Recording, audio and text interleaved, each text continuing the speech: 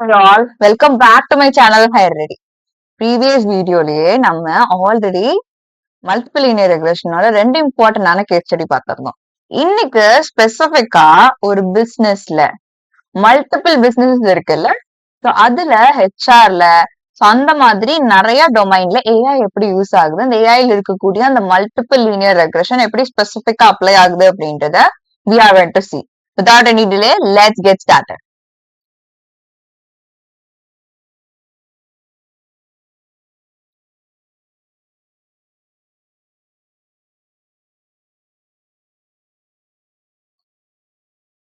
I believe you guys have clarity on the previous sessions that you have seen.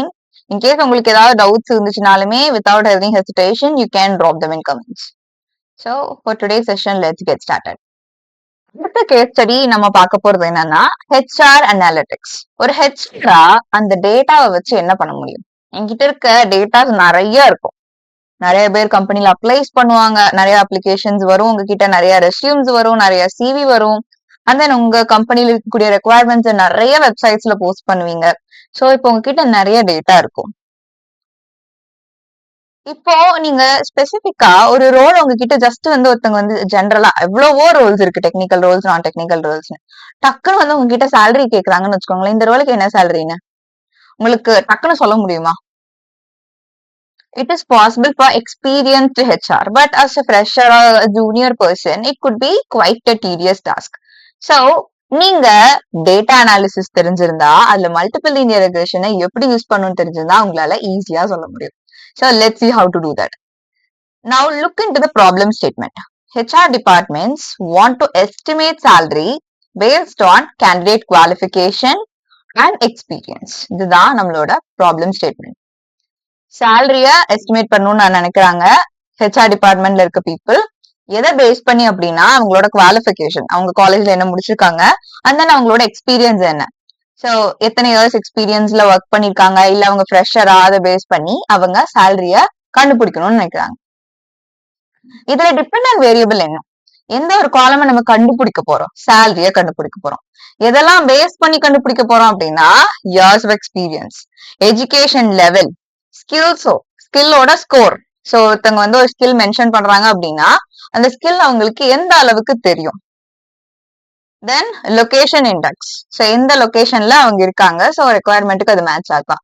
So இதெல்லாம் base பண்ணி we are going to give them the salary. So location in the sense, in case நான் ஒரு company ஒரு மெயினான லொகேஷன்ல வச்சிருக்கேன் அப்படின்னா அவங்களுக்கு நல்ல பே கொடுக்கலாம். சோ இன்டீரியர்ல இருக்கு அப்படின்னா அவங்களுக்குமே இந்த கம்பெனிஸ்க்குமே மேபி கம்மியான ப்ராஜெக்ட்ஸ் வரலாம். ஸோ அவங்களால பெருசா அஃபோர்ட் பண்ண முடியாது. ஸோ இதெல்லாம் பேஸ் பண்ணி தான் ஒரு பர்சனுக்கு சேலரியே கொடுப்பாங்க. So now look into the variables clearly. சேலரின்றது அவங்களோட ஆனுவல் சேலரி ஆஃபர், எவ்வளவு ஆனுவல் சேலரி கொடுக்கலாம் அப்படின்றது, ஆல்ரெடி எவ்வளவு வாங்குறாங்கன்றது. தென் இயர்ஸ் ஆஃப் எக்ஸ்பீரியன்ஸ் அப்படின்றது அவங்களோட ப்ரொஃபஷனல் எக்ஸ்பீரியன்ஸ் எவ்வளவு வருஷம், ஆல்ரெடி என்ன சேலரி வாங்கிட்டு இருக்காங்க. Then educational level, educational level in the sense காலேஜ்ல என்ன முடிச்சிருக்காங்க. Then skills score, skill score பொறுத்த வரைக்கும் ஸ்கில் ஷோர் அப்படின்றது நீங்க எப்படி கண்டுபிடிப்பீங்க ஒரு பர்சனுக்கு?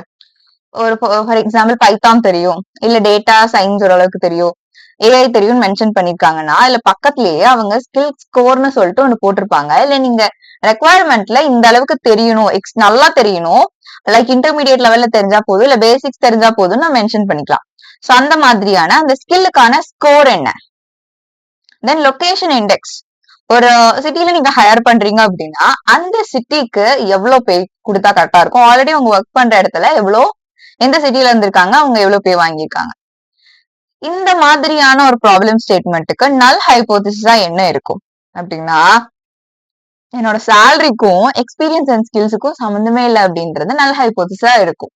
ஏன் சேலரின்றது நான் கண்டுபிடிக்க போற ஒரு விஷயம், இது எல்லாமே ஃபீச்சர்ஸ். சோ இதுக்கெல்லாம் ரிலேஷன் இல்லைன்னு சொல்றதுதான் நல் ஹைபோதிசிஸ். ஆல்டர்னேட் ஹைபோதிசிஸ் என்ன? நான் ஒரு அசம்ஷனை வச்சிருக்கேன், இந்த ஒரு காலம்னால இது எனக்கு சேஞ்ச் நடக்க போகுது டார்கெட்ல அப்படின்னு. சோ அப்ப இந்த இடத்துல பார்க்கும்போது salary increases with experience, education and skill level. So இதுதான் இதுக்கு ஆல்டர்னேட் ஹைபோதிசிஸா இருக்கும். சோ அந்த மாதிரியான ப்ராப்ளம் ஸ்டேட்மெண்ட்ஸ்ல கண்டிப்பா ஆல்டர்னேட் ஹைபோதிசிஸ் தான் ஒர்க் ஆகும். ஏன்னா ஒரு பர்சனோட எக்ஸ்பீரியன்ஸை பேஸ் பண்ணி ஸ்பெசிபிக்கா ஸ்கில் செட்டை பேஸ் பண்ணி அவங்களோட சேலரிய டிசைட் பண்ணுவாங்க. சோ சோ இந்த ப்ராப்ளம என்னென்ன ஸ்டெப்ஸ் யூஸ் பண்ணி சால்வ் பண்ணுவீங்க? நான் ஆல்ரெடி சொல்லியிருந்தேன் போன வீடியோலயே ஒவ்வொரு ப்ராப்ளம் ஸ்டேட்மெண்ட்டுக்கும் ஒரு மாதிரியான ஸ்டெப்ஸ் ஃபாலோ பண்ணுவீங்க. இதுல ஃபர்ஸ்ட் ஸ்டெப்பா எம்ப்ளாயி டேட்டா செட்டை கலெக்ட் பண்ணுவீங்க. என்ன data set? Employee data set. Next categorical variables numerical ஃபார்மேட்டுக்கு மாத்துவீங்க. சோ ஒரு 5 டைப் ஆஃப் ஜாப் ரோல்ஸ் இருக்கு அப்படின்னா அந்த 5 டைப்ஸ் ஆஃப் ஜாப் ரோல எம்எல் மாடல் ஈஸியா புரிஞ்சுக்கணும்னா நான் அந்த 0ல இருந்து 4 வரைக்கும் மாத்திடுவேன். சோ அப்ப அந்த 4 கேட்டகரிஸ் அது ஈஸியா புரிஞ்சுக்கும். The third step is performing correlation analysis. So correlation analysis in the sense என்கிட்ட ஒரு டேட்டா செட்ல எவ்வளவு காலம்ஸ் இருக்குன்னு பாக்குறேன். அந்த ஒவ்வொரு காலமுக்கும் என்னோட டார்கெட் காலமுக்கும் என்ன ரிலேஷன்ஷிப். சோ அப்படி பார்க்கும்போது இந்த இடத்துல இயர்ஸ் ஆஃப் எக்ஸ்பீரியன்ஸ்க்கும் சேலரிக்கும் எந்த அளவுக்கு ரிலேஷன்ஷிப் இருக்கு, எஜுகேஷன் லெவலுக்கும் சேலரிக்கும் எந்த அளவுக்கு ரிலேஷன்ஷிப் இருக்கு, ஸ்கில் ஸ்கோருக்கும் சேலரிக்கும் எந்த அளவுக்கு ரிலேஷன்ஷிப் இருக்கு, லொகேஷன் இண்டெக்ஸ்க்கும் சேலரிக்கும் எந்த அளவுக்கு ரிலேஷன்ஷிப் இருக்கு. இதுவே நீங்க 90ஸ்ல முன்னாடி எல்லாம் போய் பாத்தீங்கன்னா அந்த சேலரின்றது மெயினா எக்ஸ்பீரியன்ஸ் பேஸ் பண்ணி தான் இருக்கும். ஆனா ஜென்சில உங்களுக்கு அப்படி கிடையவே கிடையாது. இன் கரண்ட் சினாரியோ மெயினா ஸ்கில் ஸ்கோரை பேஸ் பண்ணி அவங்களோட எஜுகேஷன் லெவலை பேஸ் பண்ணி தான் சேலரி மெயினா இருக்கும், எக்ஸ்பீரியன்ஸையும் தாண்டி. Because skill set is very much important more then experience. Next step என்ன அப்படின்னா நான் என்னோட மாடலை ட்ரெயின் பண்ணுவேன். கோரிலேஷன்ஸ் எல்லாம் அண்டர்ஸ்டாண்ட் பண்ணிட்டு நான் விஷுவலைசேஷன்ஸ் எல்லாம் கிரியேட் பண்ற இடிஏ ஸ்டெப் நடுவுல வரும். அடுத்து என் மாடலை எம்எல் மாடலை ட்ரெயின் பண்ணுவேன். Next step is evaluation. N model எப்படி பெர்ஃபார்ம் பண்ணுதுன்றத செக் பண்ணி பார்ப்பேன். ஃபைனல் ஸ்டெப்பா ஒவ்வொரு காலமும் எந்த அளவுக்கு கான்ட்ரிபியூட் பண்ணிருக்கு அப்படின்றத ஒவ்வொரு வேல்யூவை சேஞ்ச் பண்ணி செக் பண்ணி பார்ப்பேன். So interpreting coefficients will be the last step to this kind of problem. இப்போ அடுத்த கேஸ் ஸ்டடி பார்க்கலாமா? Next case study is an interesting one. ஏன்னா இதை பத்தி நம்ம பெருசா பார்த்தது இல்ல. Health care cost prediction. For example, let's look into the problem statement to get into it. First of all, insurance companies predict patient medical expenses using demographic and lifestyle factors. அவங்க எந்த மாதிரியான சிட்டில இருக்காங்களா இல்ல வில்லேஜ்ல இருக்காங்களா அப்படின்றத பேஸ் பண்ணியும் அவங்களோட லைஃப் ஸ்டைல் எந்த மாதிரி இருக்குன்றத பேஸ் பண்ணியும் இன்சூரன்ஸ் கொடுக்குறாங்கல்ல இந்த கம்பெனிஸ் வந்து அவங்களோட மெடிக்கல் எக்ஸ்பென்சஸ ப்ரெடிக்ட் பண்றாங்க. It's already happening. It is not just going to happen in future. It is already happening. அதை பேஸ் பண்ணி தான் நீங்க உங்களுக்கு இன்சூரன்ஸ் பேஸ்டா ஒரு கால் வருதுன்னு வச்சுக்கோங்களேன். நீங்க என்ன ஆன்சர் கொடுக்குறீங்கன்றத பேஸ் பண்ணி தான் அடுத்த கொஸ்டின் இருக்கும். அதை பேஸ் பண்ணி தான் உங்களை கன்வின்ஸ் பண்ணுவாங்க. So everything here is working based on data. இந்த இடத்துல என்னோட டிபெண்டன்ட் வேரியபிள் ஒரு டார்கெட் வேரியபிள் எதை நான் கண்டுபிடிக்க போறேன் அப்படின்னா இந்த பர்சனுக்கு எவ்வளவு மெடிக்கல் காஸ்ட் செலவாகும். எதெல்லாம் பேஸ் பண்ணி அந்த பர்சனோட மெடிக்கல் காஸ்ட கண்டுபிடிப்பேன்? ஏஜ் என்ன, இந்த பர்சனோட பிஎம்ஐ என்ன, ஹைட்டுக்கு ஏத்த வெயிட் இருக்காங்களா, அடுத்து ஸ்மோக்கிங் ஸ்டேட்டஸ், அந்த பர்சன் ஸ்மோக் பண்ணுவாங்களா பண்ண மாட்டாங்க, எவ்வளவு ஃப்ரீக்வெண்டா பண்ணுவாங்க, அடுத்து எக்ஸசைஸ் ஃப்ரீக்வன்சி, எவ்வளவு ஃப்ரீக்வெண்டா எக்ஸசைஸ் பண்றாங்க, டெய்லி எக்ஸசைசஸ் பண்றாங்களா, வீக்லி எவ்வளவு நாள் பண்றாங்க, இல்ல எக்ஸசைஸே பண்ணாம இருக்காங்க. தென் குரோனிக் டிசீஸ் கவுண்ட், அவங்களுக்கு குரோனிக் டிசீசஸ் ஏதாவது இருக்கா, இருந்ததுன்னா எவ்வளவு டிசீசஸ் அவங்களுக்கு ஆல்ரெடி பாடியில இருக்கு. சோ இந்த காலம்ஸ் எல்லாம் உங்களுக்கு ஆல்ரெடி ஓரளவுக்கு புரிஞ்சிருக்கும். So medical cost in the sense ஒரு வருஷத்துக்கு இந்த பர்சன் எவ்வளோ செலவு பண்றாங்க ஒரு ஹாஸ்பிட்டலுக்கு, அடுத்து அந்த பர்சனோட ஏஜ் என்ன, அந்த பர்சனோட பிஎம்ஐ என்ன, smoking status in the sense அந்த பர்சன் ஸ்மோக் பண்ணுவாங்களா இல்லையா, exercise frequency in the sense எவ்வளோ டைம் ஒரு வாரத்துக்கு எக்ஸசைஸ் பண்றாங்க, குரோனிக் டிசீஸ் கவுண்ட் அப்படின்னா ஒரு பர்சனுக்கு குரோனிக் டிசீஸ் ஏதாவது இருக்கா, இருந்தா டயக்னோஸ் பண்ணிட்டாங்களா இல்லையா. சோ இதுல எனக்கு நல்ல ஹைபோதிசிஸா என்ன இருக்கும் இந்த சேஞ்சஸ் நடக்காதுன்னு பார்க்கும்போது பேஷண்டோட கேரக்டரிஸ்டிக்ஸ் வந்து அவங்களோட ஹெல்த் கேர் காஸ்ட இன்ஃபுளுன்ஸ் பண்ணல அப்படின்றது நல் ஹைபோதிசிஸா இருக்கும். இப்ப ஆல்டர்னேட் ஹைபோதிசிஸ் என்ன, இந்த எல்லா காலமுமே அவங்களோட மெடிக்கல் காஸ்ட இன்ஃபுளுன்ஸ் பண்ணுது அப்படிங்கிறது. சோ இதுக்குமே எனக்கு கண்டிப்பா ஆல்டர்னேட் ஹைபோதிசிஸ் தான் ஒர்க் ஆகும். ஏன், பிகாஸ் அந்த பர்சனோட ஏஜும் சரி, பிஎம்ஐயும் சரி, ஸ்மோக்கிங் ஸ்டேட்டஸ், எக்ஸசைஸ் ஃப்ரீக்வன்சி, இது எல்லாமே அவங்களோட மெடிக்கல் ஸ்டேட்டஸ மெடிக்கல் காஸ்ட கண்டிப்பா டைரக்டா இன்ஃபுளுன்ஸ் பண்ணும். சோ இது எல்லாமே நீங்க கரெக்டா எக்ஸசைஸ் பண்ணணும், ஸ்மோக்கிங் பண்ணக்கூடாது, இதெல்லாம் பண்ணீங்கன்னா தான் உங்களோட ஹெல்த் கரெக்டா இருக்கும். மெடிக்கலுக்கு நீங்க அப்பப்போ விசிட் பண்றதுக்கான நீட் இருக்காது. சோ இந்த மாதிரி ப்ராப்ளம் ஸ்டேட்மெண்ட்ல என்ன ஸ்டெப்ஸ் எல்லாம் ஃபாலோ பண்ணுவீங்க? ஃபர்ஸ்ட் ஸ்டெப் என்னன்னா பேஷண்டோட ஹெல்த் ரெக்கார்டை கலெக்ட் பண்றது. அந்த டேட்டா செட் எனக்கு தேவைப்படும். செகண்ட் ஸ்டெப் என்ன அப்படின்னா மிஸ்ஸிங் வேல்யூஸை ஹேண்டில் பண்றது. மிஸ்ஸிங் வேல்யூஸ் இருக்கா என்னன்னு செக் பண்ணிட்டு ஹேண்டில் பண்றது. அண்ட் தென் கேட்டகோரிக்கல் வேல்யூஸ் இருந்தது அப்படின்னா அதையும் நம்ம ஜீரோஸ் அண்ட் ஒன்ஸா மாத்துறது என்னோட எம்எல் மாடல் புரிஞ்சுக்கிறதுக்காக. தேர்ட் ஸ்டெப் என்னன்னா இடிஏ. ஸோ அந்த டேட்டாவை ஒரு சார்ட்டா மாத்தி அந்த பர்சனோட ஹெல்த்தை புரிஞ்சுக்கிறது. தென் ஹெல்த் கேர் காஸ்டுக்கு எந்த ஒரு காலம் அதிகமா கான்ட்ரிபியூட் பண்ணுது அப்படின்னு செக் பண்ணி பாக்குறது. That is my fourth step. Fifth step என்ன அப்படின்னா இந்த ஸ்டெப்ஸ் எல்லாம் பேஸ் பண்ணி என் மாடலுக்கு அந்த கடைசியில கிளீனான டேட்டாவை கொடுத்து ட்ரெயின் பண்றது. அடுத்த ஸ்டெப் டெஃபினெட்லி எவாலுவேட் பண்ணி பாக்குறது என் மாடல் கரெக்டா ஒர்க் ஆகுதான்னு. ஃபைனலி எந்த ஒரு காலம் எனக்கு இதுல அதிகமா இன்ஃபுளுன்ஸ் பண்ணுதுன்றத செக் பண்றதுக்காக ஒவ்வொரு காலமுக்கும் தனித்தனியா வேல்யூஸ் சேஞ்ச் பண்ணி செக் பண்ணி பாக்குறது. So this is how multiple linear regression, அதாவது one of the AI concept is being applied in the healthcare cost prediction, specifically in insurance-based companies. The fifth application could be energy consumption forecasting. So இந்த இடத்துல smart cities and IoT இருக்கக்கூடிய அந்த பிளேசஸ்ல now எப்படி AI apply ஆகும்? Now let's look into the problem statement to understand it clearly.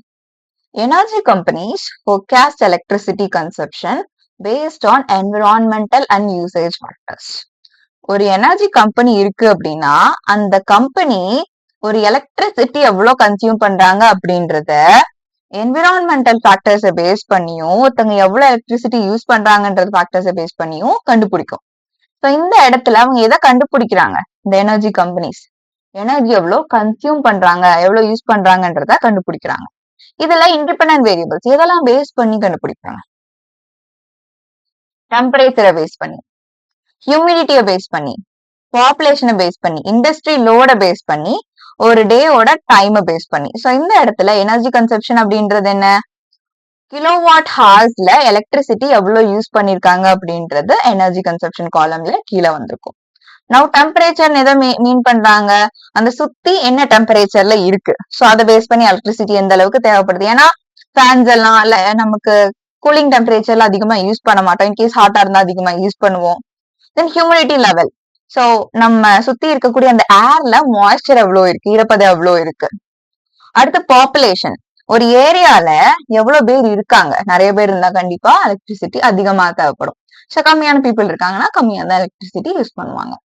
Then industrial load. எவ்வளவு companies இந்த ஏரியால இருக்கு, அந்த கம்பெனிஸ் எவ்வளவு எலக்ட்ரிசிட்டிய கன்சியூம் பண்ணிட்டு இருக்கு. Time of day. சோ மார்னிங்ல, ஆஃப்டர்நூன்ல, ஈவினிங்ல. சோ அதுக்கு தனித்தனியா டேட்டாவை வச்சுட்டு சோ என்கோட் பண்ணும்போது எப்படி மாத்துவோம்? 0s 1s and 2ன்னு மாத்திடுவோம். இந்த மாதிரியான டேட்டா செட்ல ப்ராப்ளம் ஸ்டேட்மெண்ட்ல எனக்கு நல் ஹைபோதிசிஸ் என்ன இருக்கும்? Environmental and demand factors do not affect energy consumption. So இந்த எந்த ஒரு காலமுமே எனர்ஜி கன்சம்ஷன்ல அஃபெக்ட் பண்ணல அப்படின்றது நல் ஹைபோதிசிஸா இருக்கும். அப்ப ஆல்டர்னேட் ஹைபோதிசிஸ் என்ன? இந்த ஃபேக்டர்ஸ் எல்லாமே எனக்கு எனர்ஜி கன்சம்ஷனை அஃபெக்ட் பண்ணுது, இன்ஃப்ளூயன்ஸ் பண்ணுது அப்படின்றது ஆல்டர்னேட் ஹைபோதிசிஸ். சோ கண்டிப்பா இது அஃபெக்ட் பண்ணுமா பண்ணாதா? So let me know in the comments affect பண்ணுமா பண்ணாதா அப்படின்றத. இந்த மாதிரி ஒரு ப்ராப்ளம் ஸ்டேட்மெண்ட்டுக்கு நீங்க என்ன ஸ்டெப்ஸ் எல்லாம் ஃபாலோ பண்ணுவீங்க? எடுத்த உடனே ஸ்மார்ட் மீட்டரோட, அதாவது வீட்டுல வச்சிருக்கக்கூடிய மீட்டர்ஸ்ல இருந்து கரண்ட் எவ்வளவு யூஸ் பண்றாங்கன்ற டேட்டாவை கலெக்ட் பண்ணுவீங்க. என்விரான்மெண்டல் டேட்டா, சோ அந்த ஹியூமிடிட்டி, டெம்பரேச்சர், அந்த டேட்டாவை கலெக்ட் பண்ணுவீங்க. சோ இந்த ரெண்டு டேட்டாவும் இப்ப என் கையில இருக்கும். அடுத்து அந்த டேட்டா செட்டு கிளீனா கண்டிப்பா இருக்காது, அதிகமான டைம் ஸ்பெண்ட் பண்ணி டேட்டாவை கிளீன் பண்ணுவீங்க. நெக்ஸ்ட் ஸ்டெப்பா இடிஏ ஃபாலோ பண்ணுவீங்க. சார்ட்ஸ் அண்ட் கிராஃப்ஸ் கிரியேட் பண்ணி அதை புரிஞ்சுக்குவீங்க. அண்ட் தென் எந்த ஒரு டேட்டா, ஃபார் எக்ஸாம்பிள் டெம்பரேச்சரா இல்ல பாப்புலேஷனா ஹியூமிடிட்டியா, எது எனக்கு அந்த எனர்ஜி கன்சப்ஷனுக்கு டைரக்ட் ரிலேஷன்ஷிப்ல இருக்கு, எது இன்க்ரீஸ் ஆகும்போது என்னோட எனர்ஜி கன்சப்ஷன் அதிகமா இன்க்ரீஸ் ஆகுது. ஓகே, சோ அடுத்த ஸ்டெப்பா will be having the training model. ஒரு மாடலை ட்ரெயின் பண்றது. அதுக்கடுத்து will be evaluating the model.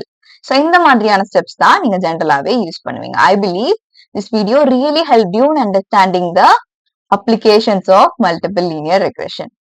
So bye for now. We'll meet you in next amazing video.